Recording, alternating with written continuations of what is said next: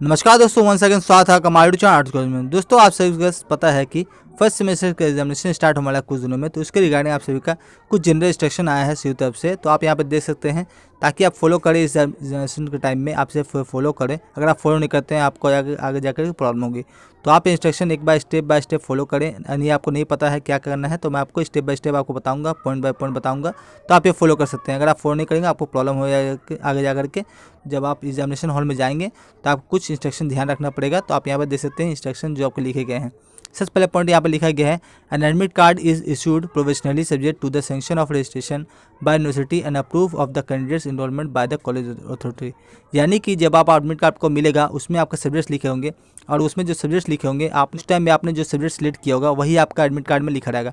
अगर आपको admit card में लगता है कि आपने कुछ सब्जेक्ट ऐसा लिखा गया है बट आपका गलत प्रिंट हो गया है, तो आप जाकर अपने कॉलेज अथॉरिटी से बात कर लें। यानी कि एडमिट कार्ड इशू होने के कुछ दिन बाद, यानी कि अगले दिन ही जा करके आप कंप्लेंट कर सकते हैं कि हमारा एडमिट कार्ड में ये गलत लिखा हुआ है। तो आप ये ध्यान रखें। तो आप एग्जामिनेशन से पहले एडमिट कार्ड आपको मिल जाएगा, आपको पता है।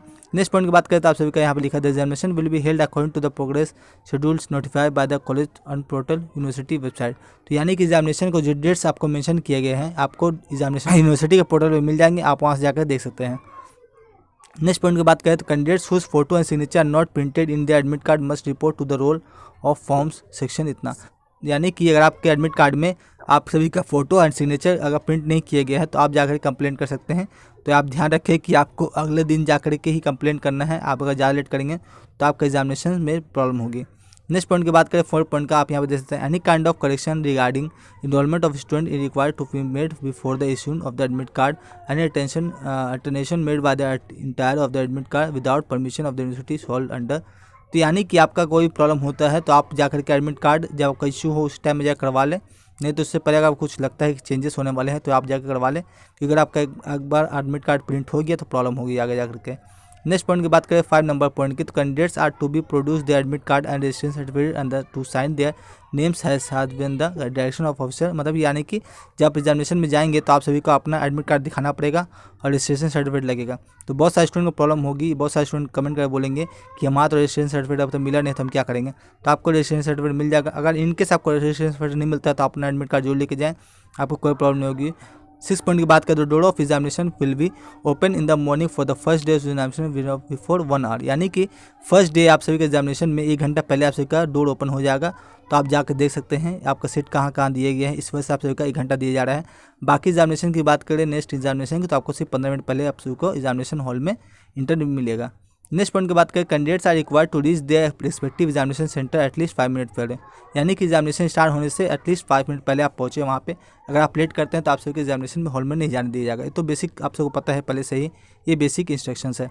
No candidates will be allowed to remain examination hall. यानी कि आप सभी का एग्जामिनेशन खत्म होने के बाद आप सभी को अलाउ नहीं किया जाएगा कि आप एग्जामिनेशन हॉल में रहेंगे, नहीं तो आपका एग्जामिनेशन कैंसिल भी हो सकता है। आप यहाँ पे देख सकते हैं लिखा हुआ directly, smoking in the whole examination is strictly prohibited.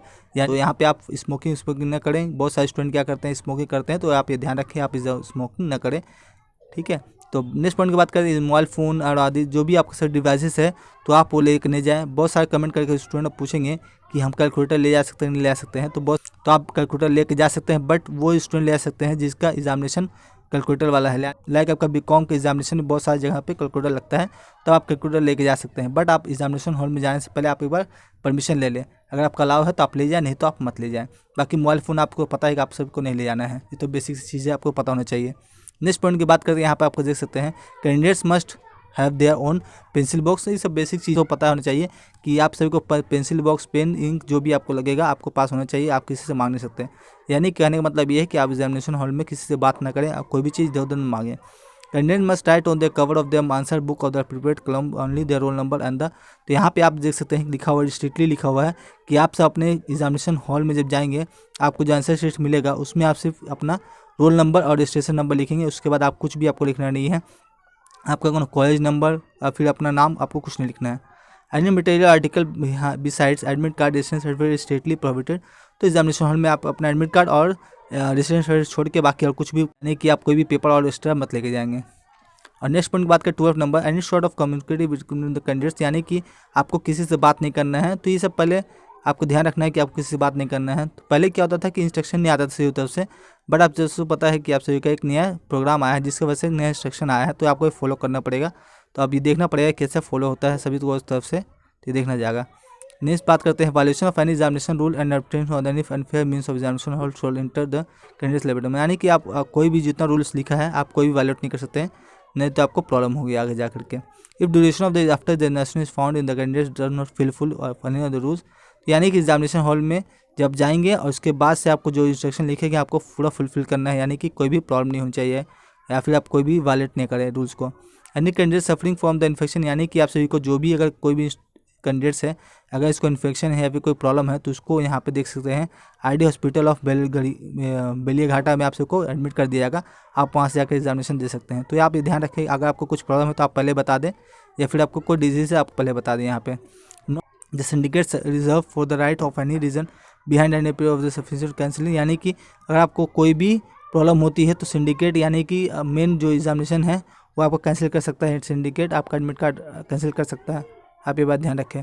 The physical visual challenges candidates, जो है कि जो भी जिसको भी कुछ भी प्रॉब्लम है फिजिकल कैंडिडेट्स हैं उनको एग्जामिनेशन हॉल में कुछ आपको हेल्प मिलेगा, तो आपको देख सकते हैं यहाँ पे लिखा हुआ है इज वो चॉइस ऑफ बेसिक और the application of the plain paper और submitted to the office of the enrolment.